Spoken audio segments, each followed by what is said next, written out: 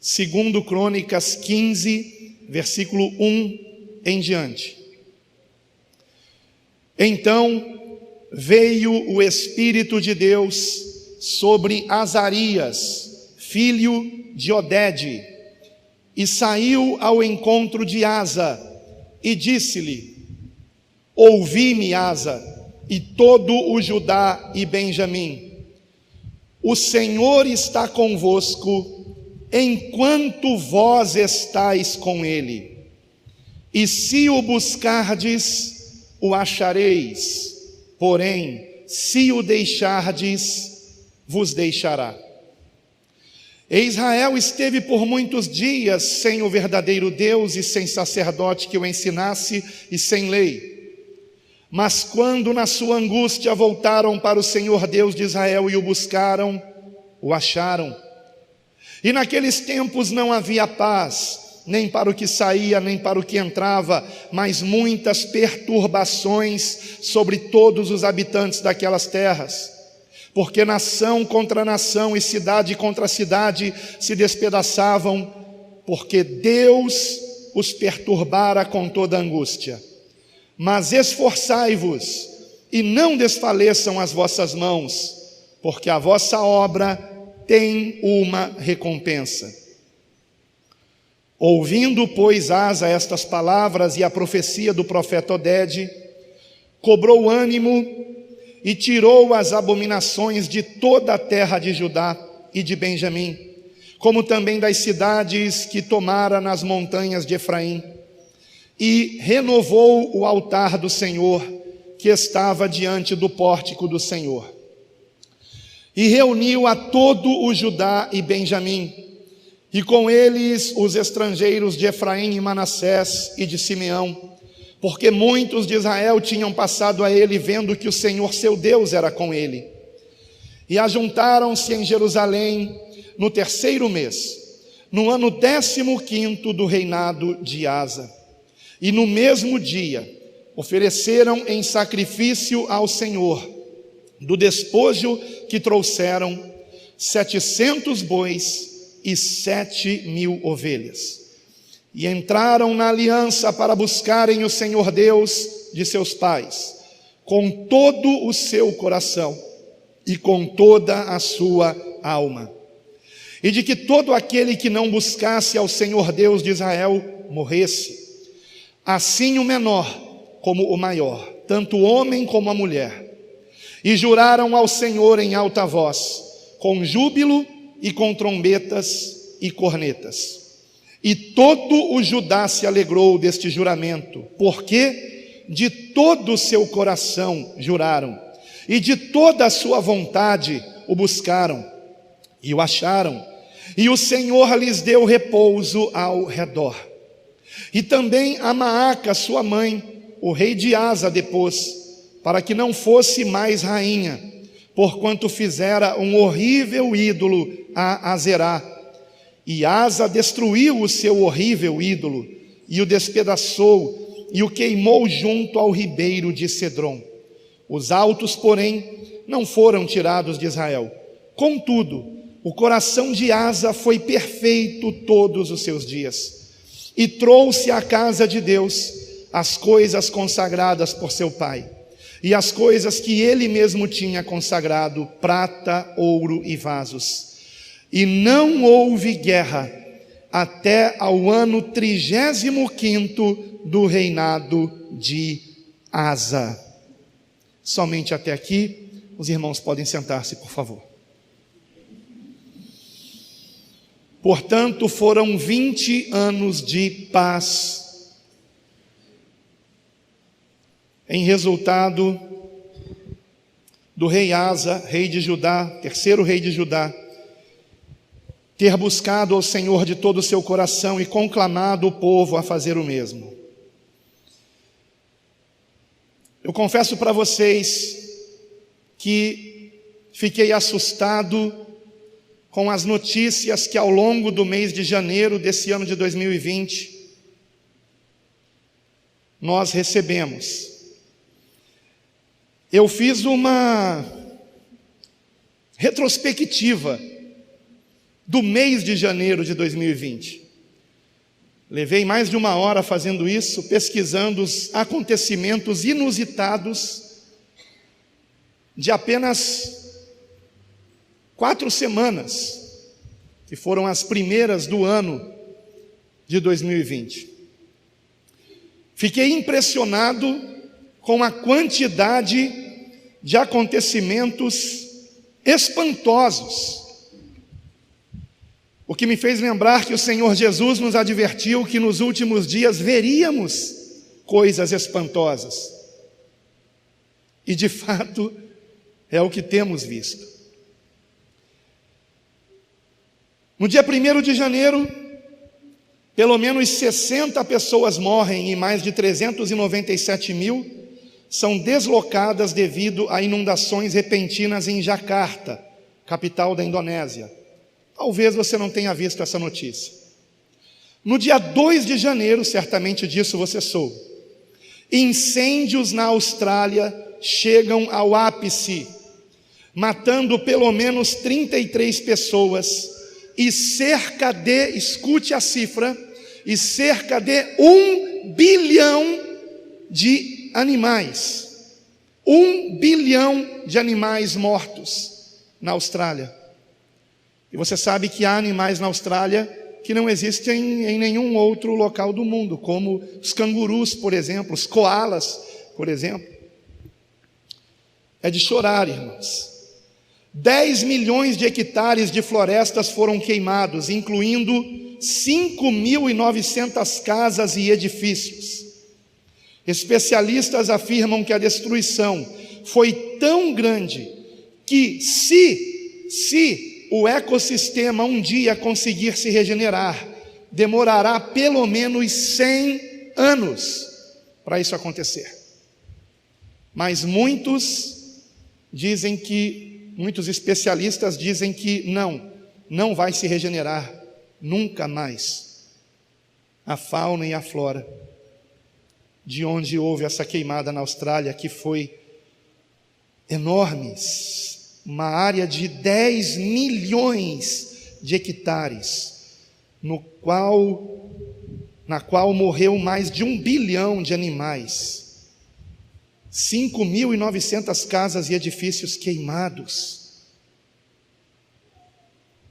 No dia 3 de janeiro, houve o bombardeio aéreo dos Estados Unidos em Bagdá, no Iraque, que mata o general iraniano Qassem Soleimani e também Abu Mahdi, comandante iraquiano. O acontecimento foi visto por muitos analistas com risco de escalada para algo ainda maior, chegando-se até a falar-se em Terceira Guerra Mundial. No dia 8 de janeiro, o voo Ukraine International Airlines 752 é acidentalmente atingido por um míssil iraniano pouco após a decolagem de Teherã, matando todas as 176 pessoas a bordo. No mesmo dia, forças iranianas atacam 2 bases militares dos Estados Unidos no Iraque, como forma de retaliação ao ataque aéreo responsável pela morte de Qassem Soleimani. No dia 13 de janeiro, nas Filipinas, o vulcão Taal entra em erupção, levando à suspensão de todos os voos no aeroporto internacional Ninoy Aquino. No dia 14 de janeiro, cientistas anunciam a criação do primeiro robô feito com células de seres vivos. No caso, com células de uma rã. A que ponto está chegando a ciência? Se for para o bem, porém, sabemos que muito da ciência é usado para o mal. 17 de janeiro, começam fortes chuvas no Espírito Santo, que irão atingir 27 municípios deste estado, vitimando ao menos 10 pessoas e deixando mais de 12 mil desabrigados. 20 de janeiro, cientistas chineses confirmam transmissão de um novo tipo.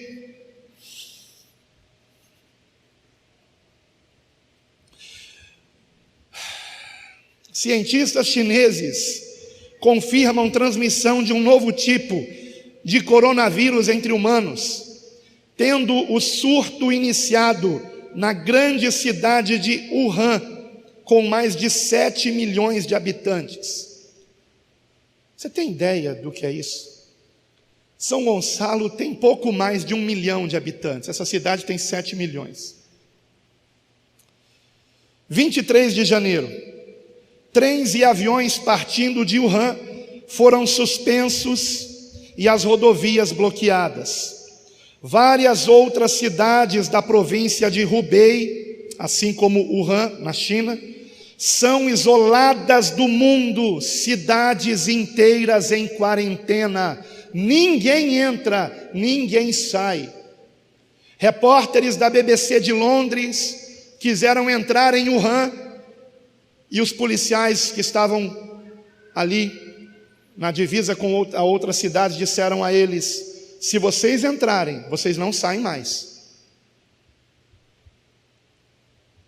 Cidades em quarentena, totalizando mais de 40 milhões de pessoas confinadas em suas casas. São pessoas que não podem nem sair de casa, as ruas estão desertas. Não podem jogar o lixo, elas colocam o lixo na porta de casa e vem o próprio governo com roupas especiais recolher aquele lixo e dar a eles ração 2 vezes por dia. Evidentemente, de duas uma: ou não é uma simples gripe um pouco mais forte, como foi o H1N1, ou não é coisa muito pior, ou então o próprio governo está querendo fazer parecer algo muito grave. Mas eu não vejo sentido do governo querer fazer parecer algo muito grave. Várias teorias da conspiração estão sendo criadas nesse sentido. Eu tenho a minha, né?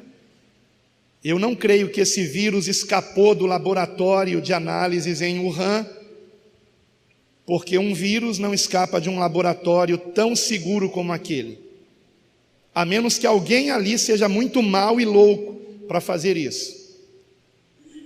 Mas eu não creio que tenha acontecido. Eu creio que foi o contrário. O vírus foi lançado lá, especificamente em Wuhan, porque é uma cidade no meio da China, próximo de um centro de análises de vírus, justamente para que pensemos que foi a própria China que estava fazendo um vírus como arma biológica, arma de guerra biológica, e que escapou. Essa é a minha tese, né? Que não escapou, que isso foi feito de propósito na China para conter o crescimento econômico da China, que está ameaçando a hegemonia dos Estados Unidos. Mas vamos lá, vamos sair do campo das especulações, das teorias da conspiração e vamos prosseguir aqui na retrospectiva de janeiro de 2020. O boletim, dia 23 de janeiro agora, ainda, 23 de janeiro, o boletim dos cientistas atômicos moveu o ponteiro do relógio do juízo final para apenas 100 segundos da meia-noite, sendo esta meia-noite a marca simbólica para o fim da civilização. O último avanço foi em 2018, quando o mundo chegou a 2 minutos para a meia-noite, ou seja, 120 segundos da meia-noite. Em 2019 o ponteiro não se moveu, mas agora em 2020 se moveu mais 20 segundos para perto da meia-noite. Estamos a 100 segundos da meia-noite. Segundo os cientistas, nós nunca estivemos tão próximos do fim do mundo. Nunca esse relógio do fim do mundo, que é simbólico, esteve com o ponteiro dos minutos tão perto da meia-noite como agora. O mais perto que ele esteve foi 2 minutos da meia-noite, quando houve a chamada crise dos mísseis, quando a extinta União Soviética estava colocando mísseis em Cuba apontados para os Estados Unidos, mísseis nucleares. Então, naquele momento de crise, o relógio chegou a 2 minutos da meia-noite. O ano eu não me lembro, eu acho que era 1967, não tenho certeza. Eu não era nem nascido ainda. Mas houve aquele momento de crise, estava no auge a Guerra Fria entre Estados Unidos e União Soviética, e o fictício relógio do juízo final teve o seu ponteiro, o mais próximo que já tinha chegado até então, e nunca mais chegou tão próximo a não ser em 2018, e agora está mais próximo do que nunca. E os cientistas alegaram 3 motivos para isso. O primeiro deles, a nova corrida armamentista nuclear, o acordo que foi estabelecido entre Estados Unidos e União Soviética, mantido depois que a União Soviética foi desmantelada, mantido pela Rússia.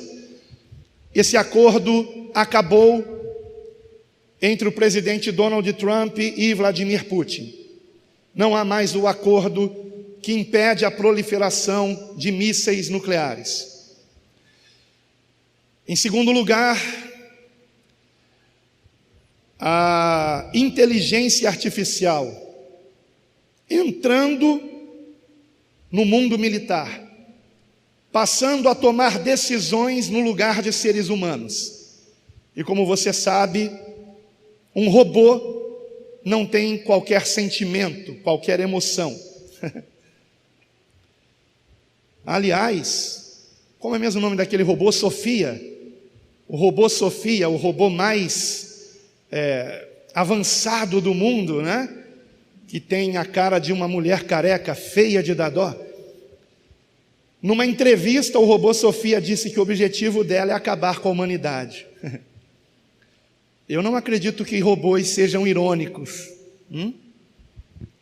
Eles não têm sentimentos, por que seriam irônicos? Então, esse relógio da meia-noite tem esse segundo motivo, a inteligência artificial, e o terceiro motivo é a questão ecológica.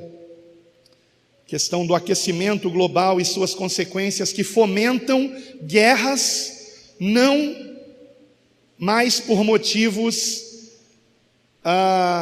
como antigamente, mas guerras por água, por comida.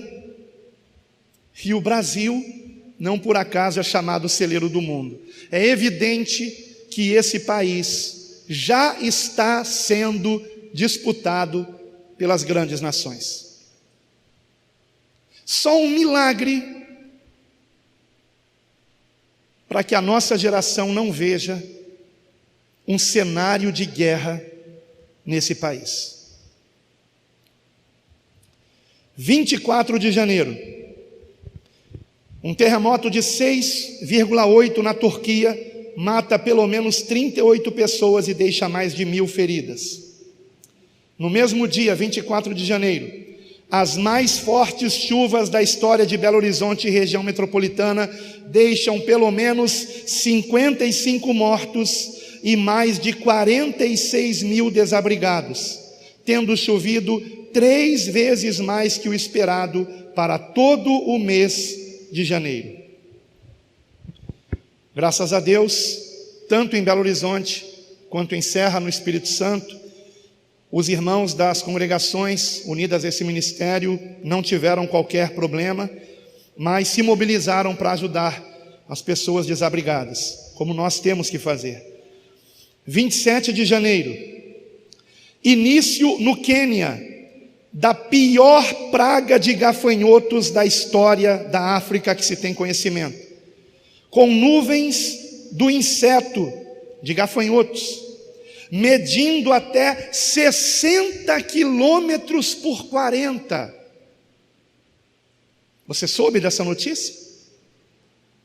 Nuvens de gafanhoto, eu vi as imagens, medindo de 60 quilômetros a 40 quilômetros de extensão, se deslocando pelo Quênia ameaçando os países ao redor. Eu não sei como está a situação agora.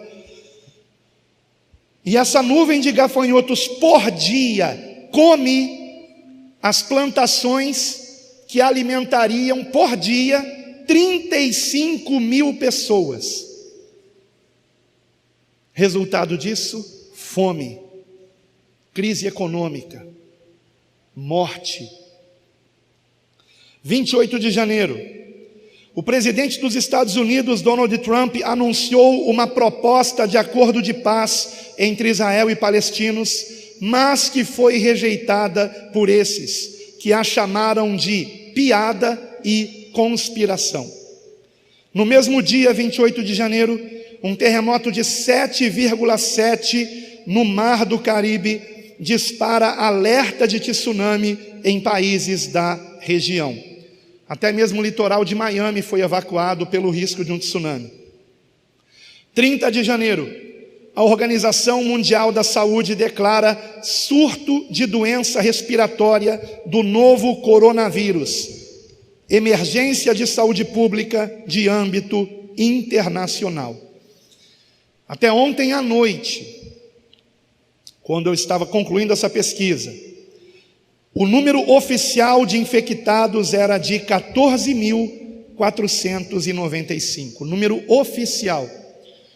Porém, vídeos gravados em Wuhan, talvez pela Deep Web, conseguiram chegar além das fronteiras chinesas pela internet, e neles nós encontramos, pelo menos eu assisti 2 vídeos, o vídeo de um jovem falando da gravidade da situação em Wuhan e dando nas entrelinhas a entender que o governo está colocando o povo em quarentena para que eles morram. E também um outro vídeo no qual aparece uma enfermeira, uma suposta enfermeira, está com máscara, né, usada pelos enfermeiros de Wuhan, dizendo que na verdade o número de infectados é de no mínimo 90 mil. 90 mil, no mínimo. O número oficial, 14.495.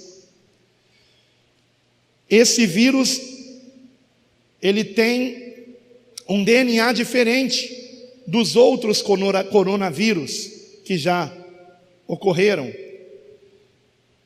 Ele se alastra com mais rapidez e, supostamente, nós não podemos confiar muito nos números do governo chinês. Mata menos do que a SARS, por exemplo, que foi o surto de 2002, 2003, outro coronavírus. Mas agora os cientistas, eles estão boquiabertos e desconfiados que esse vírus tenha sido uma criação humana proposital, e que a história de que ele iniciou-se porque os chineses comem rato, comem morcego, seria uma nuvem para esconder a verdade.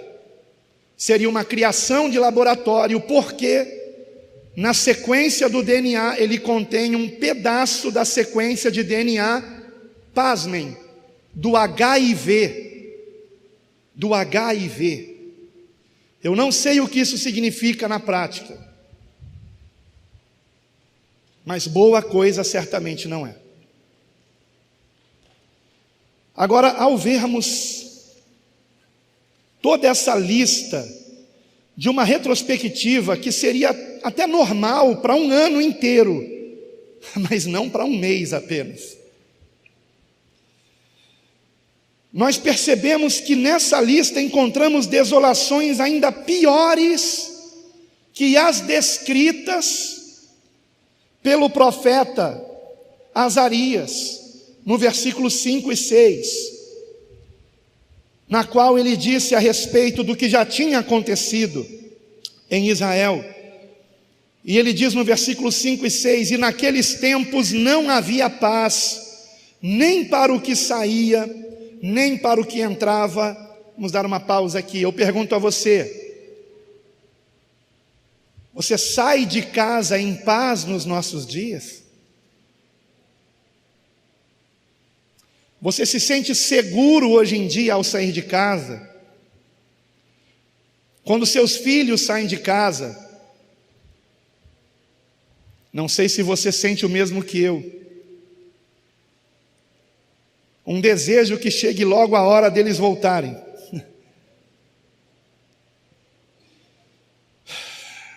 Prosseguindo. E naqueles tempos não havia paz nem para o que saía, nem para o que entrava, mas muitas perturbações sobre todos os habitantes daquelas terras. Não tem havido muitas perturbações na nossa terra e em todas as demais, como acabamos de ver? Porque nação contra nação e cidade contra cidade se despedaçavam, porque Deus os perturbara com toda a angústia. Eu quero enfatizar esta última frase do profeta: Deus os perturbara com toda a angústia. Eu estou para trazer uma mensagem aqui, que provavelmente o título será Colocando o Diabo no seu devido lugar. Porque existem muitos crentes que pensam que Deus e o diabo estão em cabo de guerra. Certamente nunca leram a Bíblia toda. O diabo é uma criatura de Deus caída. Ele não pode fazer nada sem a permissão de Deus. Entenda, nada ocorre nesse mundo sem a permissão de Deus. Então não adianta você repreender o diabo em nome de Jesus, se você não se arrepender dos seus pecados. Porque Deus é quem está no controle. Mas isso não significa que tudo o que acontece no mundo seja a vontade de Deus. E é importantíssimo que entendamos isso o quanto antes. É um dos assuntos que está sendo inserido no manual, no novo manual para discípulos de Cristo. Que o diabo seja colocado no seu devido lugar. Por isso a palavra declara em Tiago, nos incentivando a lamentarmos e chorarmos, a convertermos o nosso riso em pranto e a nossa alegria em tristeza, a nos humilharmos diante de Deus. A palavra não diz ali apenas resistir ao diabo. Antes de resistir ao diabo está escrito: sujeitai-vos, pois, a Deus. Resisti ao diabo e ele fugirá de vós. Deus está no controle. Deus é o Senhor de toda a terra. Então, se nós aplicarmos esse contexto aos nossos dias, chegamos ao versículo 2, parte B.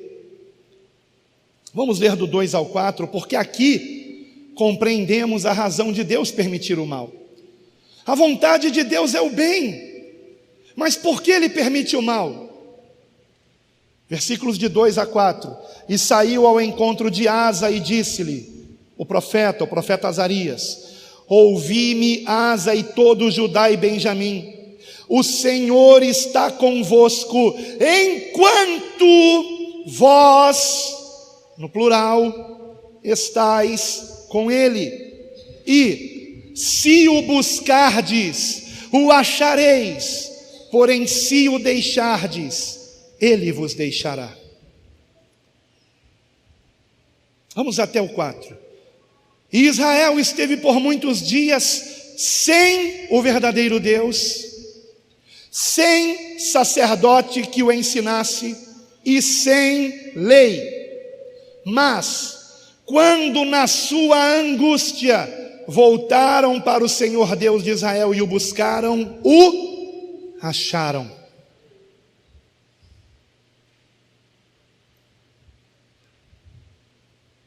Por isso o versículo 2, parte B diz: se o buscardes, o achareis, porém se o deixardes, ele vos deixará. Aplicando essa verdade aos nossos dias, aplicando especialmente o versículo 3, que diz que Israel esteve por muitos dias sem o verdadeiro Deus, e sem sacerdote que o ensinasse, e sem lei. Aplicando aos nossos dias, 3 perguntas. O mundo tem conhecido o verdadeiro Deus? Segunda pergunta: os sacerdotes de hoje em dia, os que pregam a palavra, os que têm que ensinar a Escritura, têm ensinado a verdade da palavra? Ou têm se preocupado em agradar os ouvintes, em pregar coisas agradáveis para ter muitos ouvintes, audiência lotada? O que tem feito os sacerdotes de hoje em dia?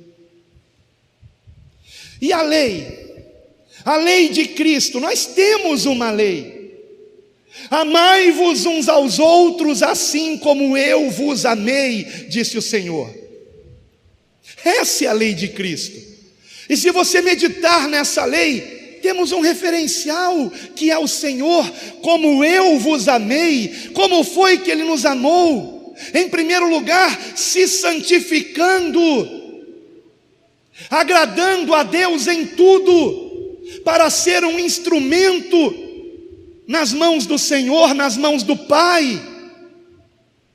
É assim que temos nos comportado? Temos nos santificado? Ou temos nos contaminado? O que temos colocado diante dos nossos olhos, o que temos ouvido?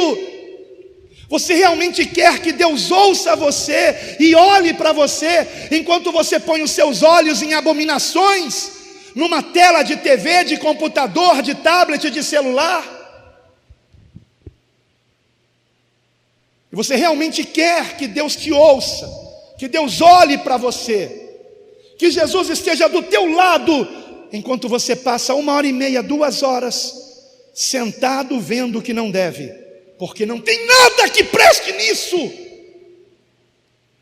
Jovens, cuidado com um certo pastor que fica assistindo filmes do mundo e depois comentando o que ele viu de Deus nesse filme. Nada! Mentiroso! Está induzindo os jovens a assistir essas coisas. Ele prestará contas com Deus. Não estou aqui para citar nomes, mas quero advertir os jovens aqui, especialmente os jovens, porque são essas coisas que atraem a ira de Deus. O que vocês acham que aconteceu com a sociedade em apenas 50 anos, irmãos? Por que tanta imoralidade? Por que tanta desobediência? Onde foi que a sociedade aprendeu isso? Nos filmes? Nas novelas? Não por acaso alguém disse: a vida imita a arte. Vê, acha bonito, quer fazer igual. Abominações, abominações, abominações. Não é por acaso essa lista aqui, irmãos. O mundo tem deixado Deus. O mundo tem deixado de buscar a Deus. E agora vem as consequências. Você gosta de ver filmes? Eu gostei um dia de ver filmes. Só que um dia o Espírito Santo me alertou. Por que você gosta de assistir os que me desprezam? Disse o Senhor. Como assim, Senhor? Eu pergunto a você, nos filmes, alguém busca a Deus? Nos filmes vocês veem alguém orando? Nos filmes vocês veem alguém lendo a Bíblia? Buscando a Deus de todo o coração? Não, mas o final sempre é feliz, sem Deus. É uma mentira abominável. Não é a realidade da vida essa. E de tanto a sociedade ficar todo dia inserindo essa mensagem subliminar no seu coração, o povo já não ora mais, já não lê mais a Bíblia, já não quer mais saber de vir a culto, adorar a Deus na comunidade dos santos. Essa é a verdade. Esta é a verdade. E, lamentavelmente, até mesmo os filmes evangélicos são centrados no homem. No homem, podem perceber. O final do filme é que o desempregado conseguiu o emprego, é que o competidor venceu a competição. É ou não é? Você não vê uma realidade do que o Evangelho nos apresenta. A palavra diz claramente: todo aquele que quiser viver piamente em Cristo, ou piedosamente em Cristo, padecerá perseguições. Então, que história é essa? Que mensagem maligna é essa, passada nos filmes evangélicos? De que tudo será uma maravilha com Jesus? Não é verdade. Sabe por quê que todo filme é antropocêntrico, até os evangélicos? Porque eles são feitos para vender. São feitos para vender.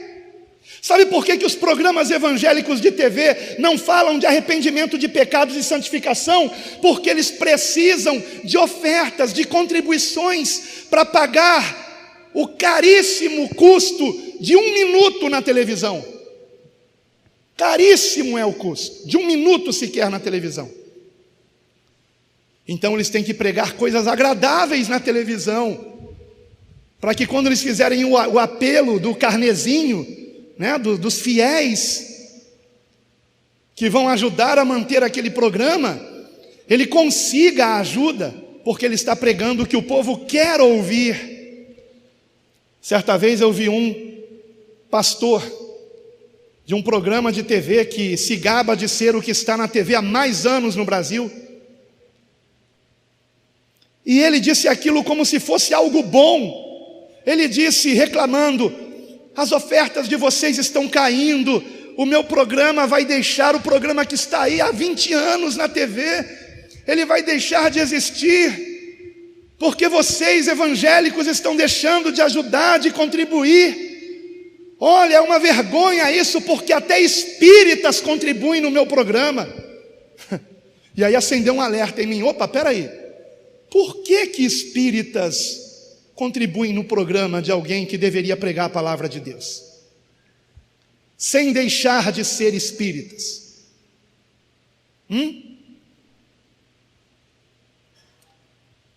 Ele disse isso num dia que eu me lembro que foi o dia que houve aquela tragédia na região serrana. Lembram daquela tragédia terrível na região serrana, ocasionada por chuvas fortes? Os canais de TV estavam mostrando contas bancárias para se ajudar os desabrigados na chuva. E quando eu passei o canal de TV, na época que eu tinha televisão, que eu assistia televisão, quando eu parei nesse programa, estava aparecendo uma conta e eu pensei: que bênção, o pastor também está pedindo ajuda para os desabrigados. Não, era ajuda supostamente para que o programa dele não deixasse de existir.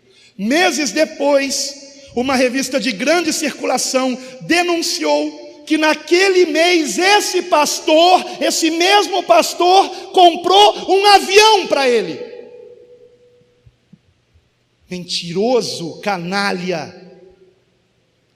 dizendo para os ouvintes que não tinha dinheiro para pagar o programa, mas comprou um avião. Não, mas eu não posso falar nada. Eu não posso falar nada. São nossos irmãos em Cristo. Será que são mesmo? Quando é que nós vamos entender que não é porque alguém fala o nome de Jesus que essa pessoa é de Jesus? Que porque ela diz que é cristã, ela é de Cristo? Porque quem é de Cristo não paga o mal com o mal. Quem é de Cristo não chama o seu semelhante de idiota.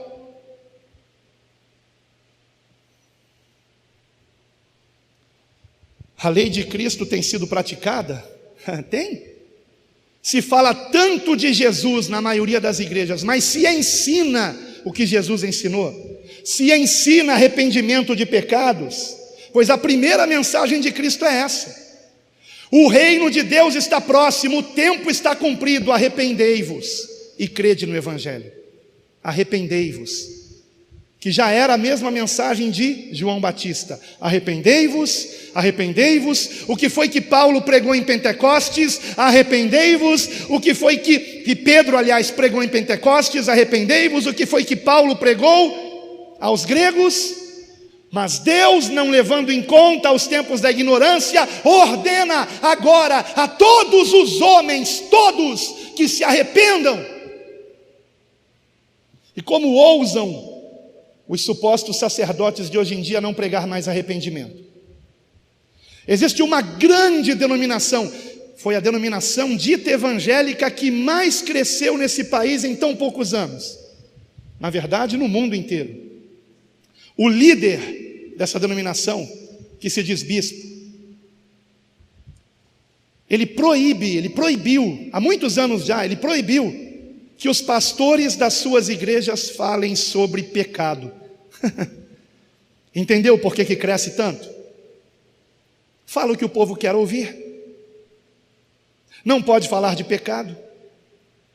Falando o que o povo quer ouvir, cresce rápido. Não se fala de arrependimento. E a justificativa é: não, porque o povo já é muito sofrido. Então quando eles chegam a gente tem que trazer uma palavra de vitória, que eles vão conquistar. Claro, se derem a oferta, o sacrifício. Então qual é a resposta para essas três perguntas? O mundo conhece o verdadeiro Deus? Não. Os sacerdotes têm ensinado a verdade? Não. A lei de Cristo tem sido praticada? Não. Acordem para os pregadores que vocês gostam de ouvir na internet, mas que fazem comércio da fé. Isso é condenado na palavra de Deus. Se eu escrever um livro, eu não tenho nenhuma desculpa para vender esse livro. Coloco em PDF e distribuo de graça na internet. Não tenho nenhuma desculpa para vender esse livro. E se alguém quiser espontaneamente dar uma oferta para ajudar o escritor, que na realidade foi apenas um instrumento do Espírito Santo. Irmãos, é interessante, outro dia eu vi uma lista dos conjuntos gospel, do quanto eles cobram para cantar nas igrejas. Começando pelo que cobra mais caro, que foi o mesmo grupo que na sua igreja iniciou aqui no Brasil a moda de pintar a igreja toda de preto. E os Maria vai com as outras, vão tudo atrás dessa igreja aí. Bobos. Está lá no topo da lista, o quanto cobra, é um valor inacreditável. Inacreditável. Só igrejas milionárias podem chamar esse grupo para cantar. Igrejas milionárias, e existem, você sabe disso. Mas não são igrejas, são empresas. É diferente. Aí está lá a lista. Vários. Quanto cada um cobra? E lá no finalzinho, o que cobra mais baratinho, justamente o grupo que há mais ou menos 28 anos atrás, eu ouvindo a primeira rádio evangélica do Brasil, a Rádio Melodia, depois da Rádio Relógio, é claro, mas foi a primeira rádio que teve debate. O debate Melodia existe há mais de talvez 30 anos.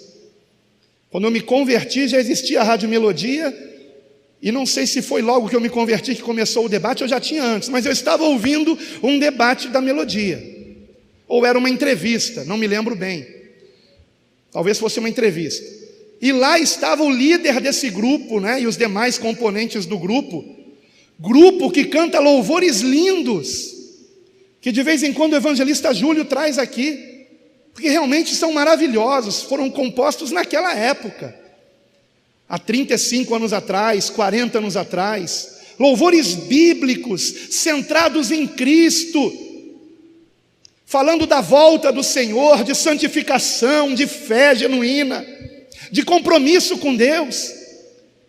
E aí o líder desse grupo responde: por que que eles tinham decidido, a partir daquele ano, começar a cobrar para se pregar nas igrejas. Pregar não, cantar nas igrejas. E a resposta dele foi: porque nós vamos em muitas igrejas que não nos dão uma oferta que dá sequer para pagar o combustível. Essa foi a justificativa. Cobrar, estipular um cachê. Vocês poderiam vir adorar aqui na nossa igreja? Sim, mas vocês vão ter que pagar um valor X. Começou cobrando bem pouquinho, você entende, né? É assim que começa o pecado, de leve, bem pouquinho. E foi um escândalo na época, Hoje esse grupo continua cobrando, só que na lista dos que cobram, está em último lugar. É o que menos cobra, mas foi o que deu o pontapé inicial para o pecado. Desde quando temos que cobrar para adorar a Deus? E se você disser que eles são profissionais, então ok. Mas desde quando o local de culto é local para apresentação de profissionais, de cantores, de conjuntos? Existem locais específicos para isso, onde se cobra ingresso. Você sabia que hoje em dia existe cobrança de ingresso para culto? Fiz uma visita a uma pessoa que veio de uma outra igreja, que eu não considero igreja, que para as pessoas participarem do culto tinham que pagar R$30 de voto. Se não pagar os R$30 de voto, não participa do culto. O que é isso, irmãos? Agora, por que você acha que isso é mais imoral do que fazem os cantores, os conjuntos gospel e os pregadores que falam bonitinho? Nossa, mas olha, tem uma edição, os vídeos deles, maravilhosa, uma edição, musiquinha de fundo e pá. Mas chega ou no início do vídeo ou no final do vídeo, está vendendo livro, está vendendo congresso, está vendendo alguma coisa. Não, o seu salário pastoral não basta, né? Você tem que fazer comércio da fé. Não tem? Você tem que fazer comércio da fé. Porque todo mundo faz, né? Nunca aconteceu tamanha abominação na história da igreja cristã. Imagine o que diria Paulo em nossos dias, Pedro, João.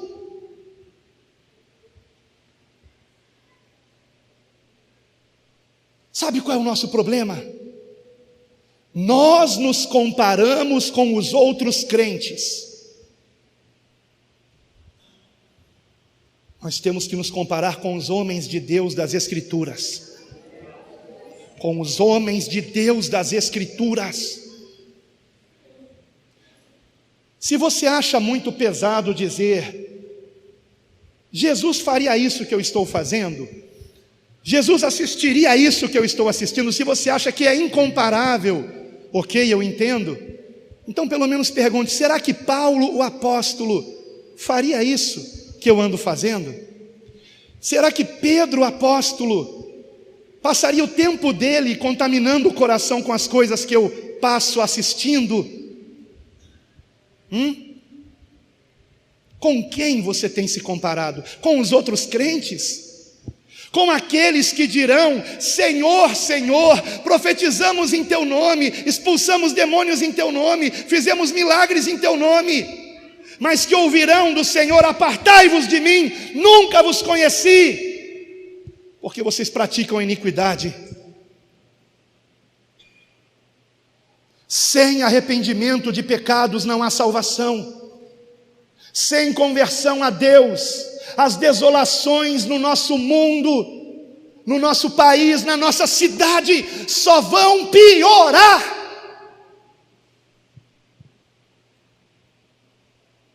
Eu não estou aqui para dizer coisas agradáveis, estou aqui para dizer a verdade. Nada vai mudar enquanto nós não mudarmos. Versículo 2: o Senhor está convosco enquanto vós estáis com Ele, e se o buscardes, o achareis, porém se o deixardes, vos deixará. E como foi que eles buscaram o Senhor?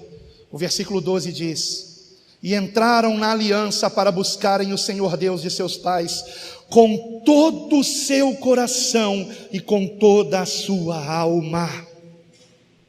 Você quer ver a prova de que foi assim? De que era de todo o coração? Sem fazer consensos para coisas que se fazem há tanto tempo, todo mundo faz. Não, isso não está certo. A palavra condena, e eu não aceito isso. A prova está no versículo 16. Vejam só o que diz o versículo 16. E também a Maaca, sua mãe, a mãe do rei Asa, e também a Maaca, sua mãe, o rei Asa depois, ou seja, tirou do trono, para que não fosse mais rainha, porquanto fizeram um horrível ídolo a Azerá. E Asa destruiu o seu horrível ídolo, e o despedaçou e o queimou junto ao ribeiro de Cedron. Ou seja, Asa deu uma ordem, que se destruíssem os ídolos, que se retirassem as abominações. Mas a mãe dele pensou: ele é meu filho, eu posso. E afrontou a ordem do rei, fazendo um ídolo horrível a Azerá. Isso me lembra Mateus capítulo 10, versículo 37. Mateus 10, 37.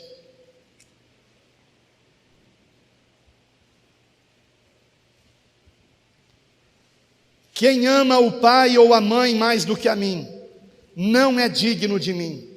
E quem ama o filho ou a filha mais do que a mim, não é digno de mim. E quem não toma a sua cruz e não segue após mim, não é digno de mim. Quem achar a sua vida, perdê-la. E quem perder a sua vida por amor de mim, achá-la. Você serve a Cristo por amor dele? Você o ama? Ou você ama a si mesmo? Há uma mensagem minha que, se não me engano, preguei aqui num culto em ação de graças pelo aniversário da Manuela, filha do pastor Sandro e Fabiano. E o título é: Não queira ser salvo. Mas que título é esse? Eu não tenho que querer ser salvo? Não. Você não tem que querer ser salvo. Você tem que querer Jesus. Você tem que querer Jesus. Porque se o motivo de você buscar a Deus é si mesmo, você está perdido, aprisionado pelo seu egoísmo, pelo medo que você tem do inferno, pelo desejo que você tem do paraíso. Você é egoísta, só pensa em si mesmo. A salvação é por amor. Se você ama o Senhor, você é conhecido dele. O Senhor dirá para aqueles que o buscam por interesse: nunca vos conheci. Mas a quem é que o Senhor dirá que conhece? A aqueles que o amam. A palavra de Deus declara que aqueles que o amam são conhecidos dele.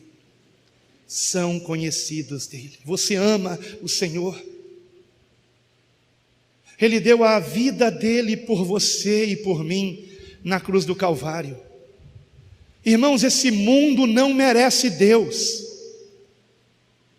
Não é que Deus queira terremotos, catástrofes, pestes. Não! Deus não quer nada disso. Isso é consequência do homem se afastar de Deus.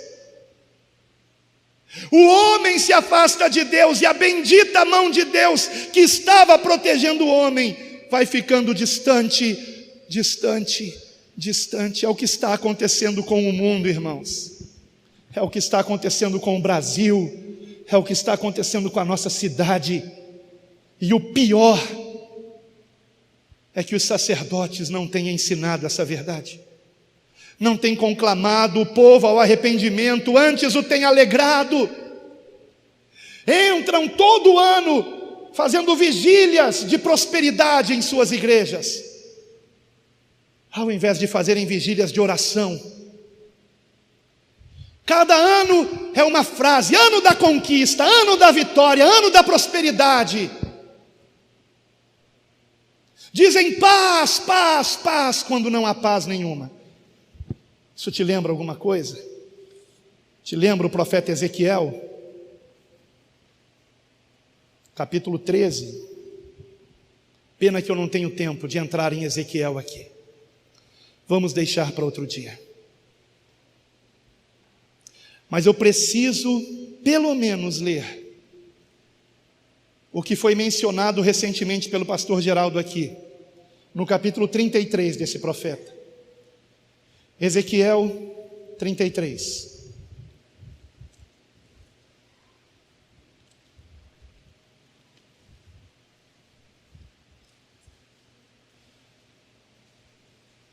E eu temo que isso continue acontecendo aqui.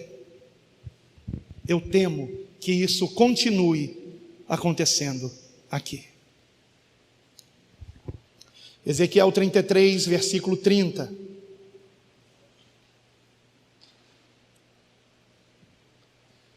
Quanto a ti, ó filho do homem, Deus falando ao profeta, os filhos do teu povo falam de ti, junto às paredes e nas portas das casas, e fala um com o outro, cada um a seu irmão, dizendo: vinde, peço-vos, e ouvi qual seja a palavra que procede do Senhor. Vamos dar uma pausa. Vocês ouviram a pregação do pastor Alan, do pastor Sandro, do pastor Robson, do pastor Geraldo, do pastor Marconi? Vocês ouviram a pregação do servo de Deus? Que palavra! Que bênção! Você não ouviu não? Está lá no canal da igreja. Então era assim, o Senhor está falando com o profeta. Olha, eles chamam um ao outro e dizem: vinde, peço-vos e ouvi qual seja a palavra que procede do Senhor.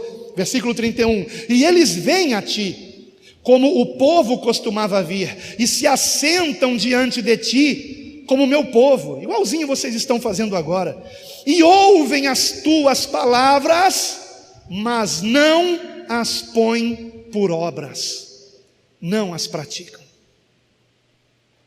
Pois lisonjeiam com a sua boca. Que palavra, pastor! Que mensagem! Que bênção, pastor! Olha, continua assim, hein? Mas o seu coração segue a sua avareza, o amor a si mesmo, o amor ao dinheiro, que é o princípio de todos os males. E eis que tu és para eles como uma canção de amores, por mais dura que seja a palavra, o ouvido já se acostumou. Lá, lá, lá, lá, lá, lá, lá, lá, lá. Lá vem o pastor Alan, quer ver que ele vai bater no púlpito? Sabia? Lá, lá, lá, lá, lá, lá, lá, lá, lá, lá, lá, lá. E não há arrependimento, não há lágrimas. E eis que tu és para eles como uma canção de amores, de quem tem voz suave e que bem tange, porque ouvem as tuas palavras, mas não as põem por obras. Mas quando vier isto, e eis que está para vir, então saberão que houve no meio deles um profeta.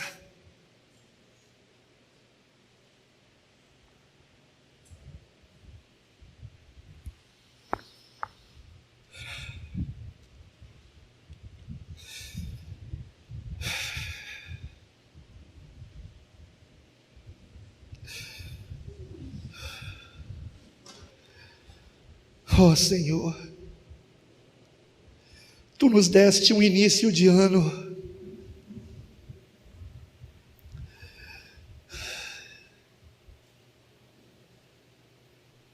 tão cheio do teu amor, Pai. Quero aqui, Senhor, te agradecer por cada acontecimento que tu permitiste nesse ano de 2020, Senhor. Quero te agradecer, Pai, pela tua permissão em que tudo isso aconteça no espaço de apenas 31 dias. Quero te agradecer, Senhor. Quero te agradecer, Pai. E eis que percebo aqui que eu nem terminei de ler a lista.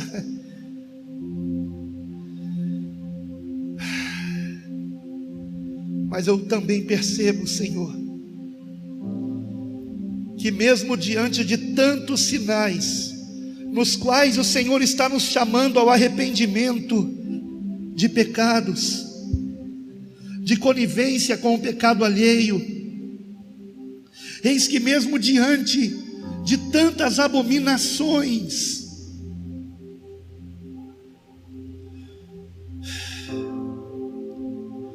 os que se dizem teu povo não te buscam de todo o coração, não querem desagradar familiares, amigos, não querem ser vistos pelos demais como radicais, sendo na verdade isto um elogio, porque o termo radical significa que tem raiz, vem de radicare, raiz em latim. Pai, ajuda-nos a ter a compreensão que os apóstolos tinham, Senhor, que se alegravam em sofrer perseguição por amor do teu nome, Pai. Ensina-nos, ó Senhor, a compreender isso, Pai.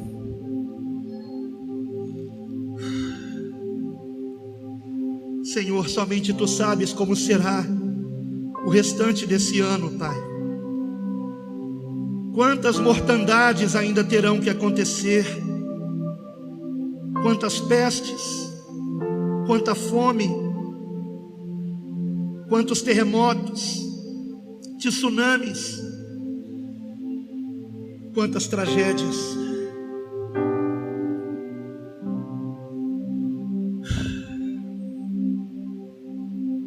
E tudo isso, Senhor, significa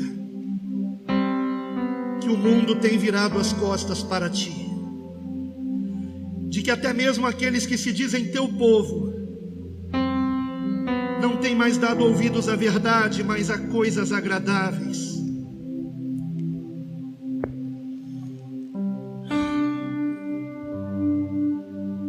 Uma só mensagem deveria ser pregada em todos os púlpitos da face da terra: arrependei-vos e convertei-vos, torne-se o vosso riso em pranto e a vossa alegria em tristeza,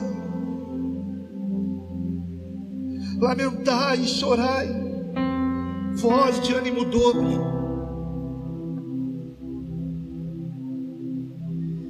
Humilhai-vos perante o Senhor, e Ele vos exaltará. Ó Senhor, não sou melhor que os meus irmãos, Pai. E assim como Daniel, no capítulo 9 de seu livro, ora ao Senhor, confessando os pecados do seu povo, dizendo: nós pecamos, a nós pertence a confusão de rosto, e a ti pertence a justiça. Assim como Daniel, Pai, eu não quero me esquivar, Pai. Eu também não tenho te buscado como deveria, não tenho meditado na tua palavra o quanto deveria, não tenho me consagrado a ti o quanto deveria. Mas, Pai, que a pregação do teu Espírito Santo não seja para mim mais uma canção de amores, ó Deus, mas que a começar pelo teu servo haja mudança, haja maior consagração, haja mais tempo na tua presença do que no WhatsApp.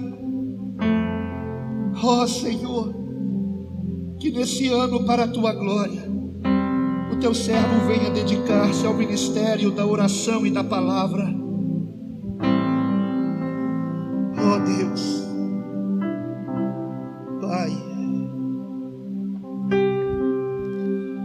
eu confesso, Senhor, que tenho medo, Pai.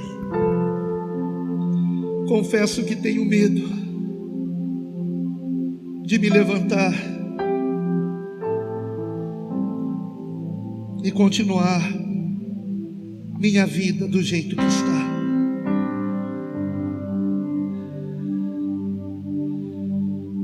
Confesso que tenho medo que esta mensagem tenha sido mais uma canção de amores para os nossos ouvidos.